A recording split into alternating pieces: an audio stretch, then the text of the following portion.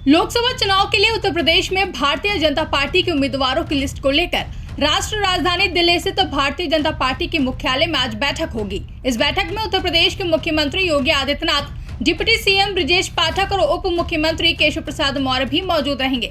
बता दें, यूपी की 80 सीटों में से 51 पर बीजेपी अभी तक उम्मीदवारों का ऐलान कर चुकी है, जिस पर बात करते हुए मंत्री ओपी राजभर ने जानकारी दी है और राहुल गांधी पर जमकर निशाना साधा। आप भी सुनिए। कि भारतीय जनता पार्टी अपनी बैठक कर रही है। बैठक में अपने जो शेष प्रत्याशी हैं उनका चयन करना है, अपना कर रहे हैं। किस तरह की तैयारी पे सब चर्चा हुई? मुख्यमंत्री चुनाव के संबंध में तमाम सीटों पे चर्चा हुई और कार्यक्रमों के संबंध में क्या क्या कार्यक्रम कैसे कैसे लगेंगे क्या है, उसी पे चर्चा हुई। सर, क्या लगता है सूची जो बची हुई सूची है जो प्रत्याशियों की, वो कब तक जल्द ही जारी हो जाएगी सूची। सर, राहुल गांधी प्रधानमंत्री पे तंज कस रहे हैं। वो कह रहे हैं कि राजा की जान ईवीएम में बसती है। इसको किस तरह से देख रहे हैं?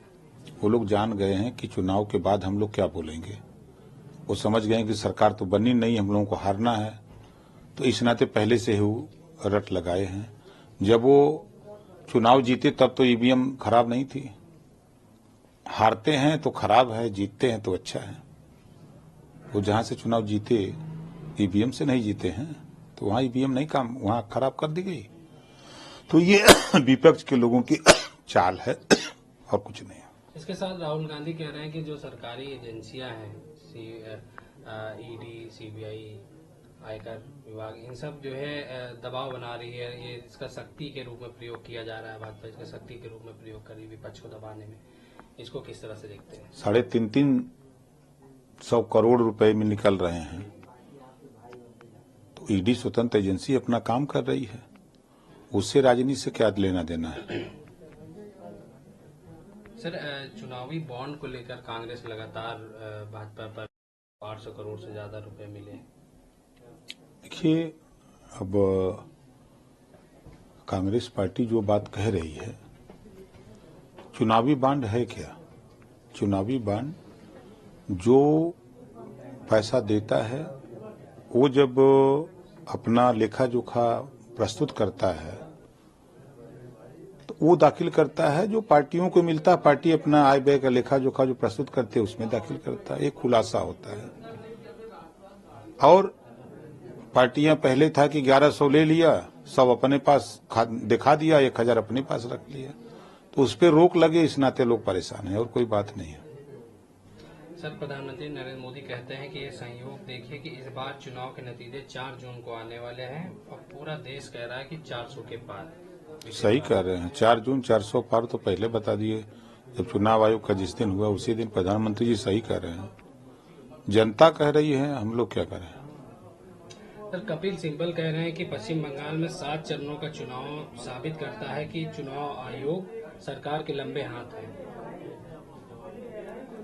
विपक्ष के पास कोई काम नहीं है, कोई बात नहीं है, कोई विचार नहीं है, कोई सोच नहीं है, कोई नीति नहीं है, तो वो बस ईवीएम और चुनाव आयोग उनके निगाह में रहे।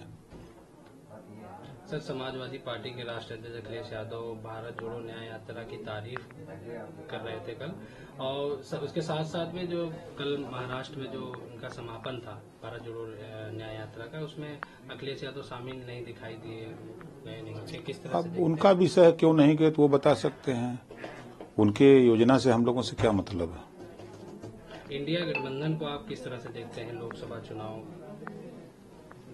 कोई मतलब नहीं है, कहीं लड़ाई नहीं है।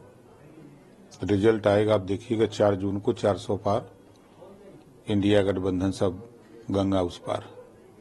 समाजवादी पार्टी के राष्ट्रीय अध्यक्ष अखिलेश यादव कह रहे हैं कि पीटीए भारी पड़ेगा एनडीए पे।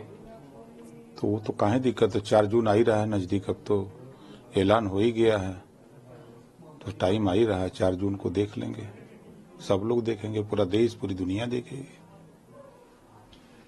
जदयू नेता खालिद अनवर कहते हैं कि बिहार में सीए लागू नहीं होगा, सीएनआरसी लागू नहीं होगा।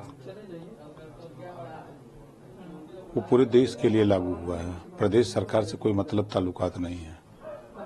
जो सीए लागू हुआ है वो पूरे देश के लिए लागू हुआ है।